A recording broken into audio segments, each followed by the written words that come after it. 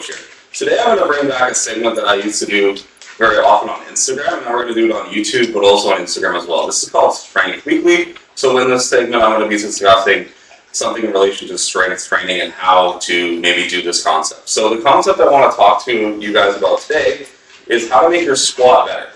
So many people want to squat a lot of weight, but many people don't have a great foundation.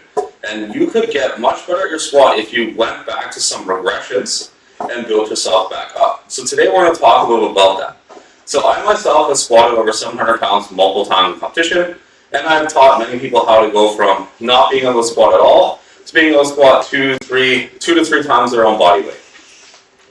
This is done very simply. We need to slowly build up our strength over time. Strength is something that takes time to build. It is not something that we can build overnight.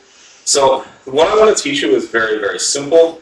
This is the concept of progression and regression of movement patterns, while also progressing and regressing your load. So this does two things. So by regressing your movement pattern, you also be regressing your load. This is not a bad thing. We still want to train under load. You do not want to train with just body weight unless that body weight is very hard for you. The reason as to why is because you will not get proper adaptation from doing minimal to no load.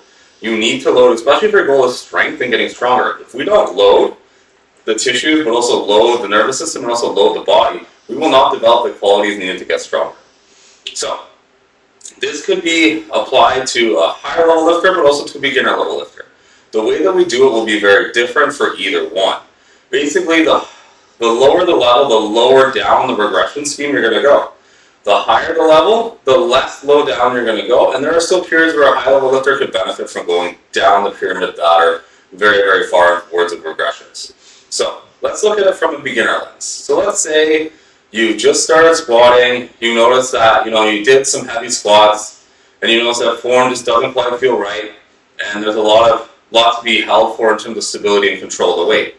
I would recommend going quite far down the regression into something like a goblet squat with a pause to really bias, or a tempo to really bias the technique needed, but also build mobility and stability within the areas, because the goblet squat is going to produce a lot more mobility for the ankles and the hips, whereas the low bar back squat will produce a lot less.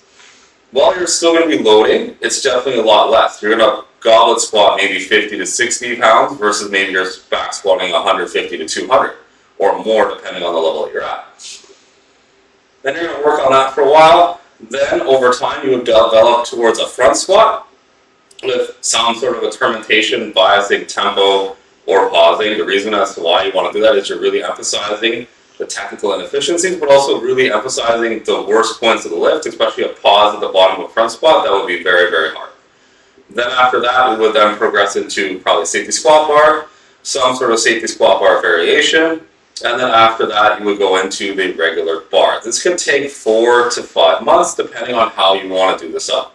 It could also take 6. I've done this with clients, and this has taken sometimes a full year to work through this periodization, where we're doing 2-month cycles of each regression, and it's done very, very well. Those were beginner clients that were at a completely zero level. Ex-athletes and stuff, I've had them do this much faster, maybe 3 months at the most. It really depends on where you're at currently. Especially if it's elite level powerlifter, we don't want to completely pull away from everything, and that's not what I'm trying to tell people to do.